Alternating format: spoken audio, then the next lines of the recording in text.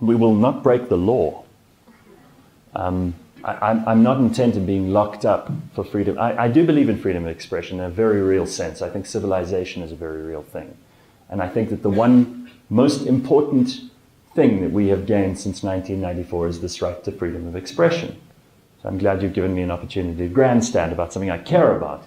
Freedom of expression is not something that happens once every 5 years when you vote for a party or a president, and it's not something that we got once off in 1994 and we just get to keep in perpetuity. It's something we need to fight for every single day. I will push back against every encroachment by authority on my ability to have free expression. And sometimes those authorities may be self-imposed, as they are in the case of many media companies in this country. Sometimes they may be imposed by governments. I reject them all. Individually, we should be allowed to express ourselves, as is our free will. It is the whole point of being free. And you can do that with our platform at any time. I don't want to break the law. Where the law is concerned, I don't want people promulgating hate speech. I don't want people having fun at other people's expense when it's painful and hurtful, in the sense that there are jokes about child molestation or any of that stuff. I think we all know what the line is. I'm prepared to push it just up to that line. And sometimes it won't even be me. Sometimes I'll have to have the meeting with someone. I mean, I can't believe I'm a boss of some people. This is outrageous. I don't even want to be a father because I know I'll be a terrible father. Now suddenly I've got employees. It's outrageous. The fact that I'd have to have a meeting and sit down and say to someone, look, I think you pushed that too far. I think they'll probably start laughing at me before the end of the meeting. But I do feel that because we're heading into new territory, that there's a huge amount of excitement and possibility. And I'm not really concerned about inhibiting that at this point. As long as we comply with basic human decency, which should be on everyone's agenda, frankly, not just broadcasters, then I don't see any problem in that respect. But it is your responsibility to look after your children, not mine.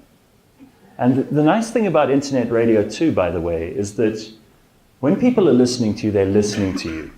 It's not background noise. It's not something you keep on in the office. I hear a lot of radio, particularly sort of from the morning show through the course of the day until afternoon drive, that's in office listening.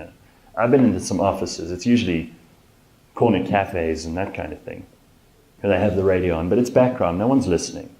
And there's some guy with a smooth voice back announcing a song and doing a time check, like it's 1983.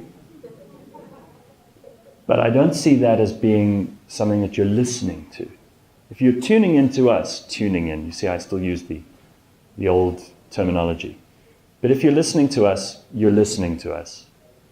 I know that you're paying attention. I know that you're interested in what's going on. And if you're not, you're gone. And you'll tell me that, because we can connect now in a very real time and a real sense. So it's exciting. I hope that answers that question. But thank you. I mean, I think that if the market's ready, I always believe build it and they will come. It's the old mantra. So it'll never be ready. The whole world will never be ready until we take some giant leap forward. If I'm some small piece of this, then I'd be thrilled and delighted. I'd also be thrilled and delighted if this MTN deal that we've managed to clinch with WeChat, if that is a crack in the damn wall of data costs, then that will be a greater legacy for me to leave than broadcast radio.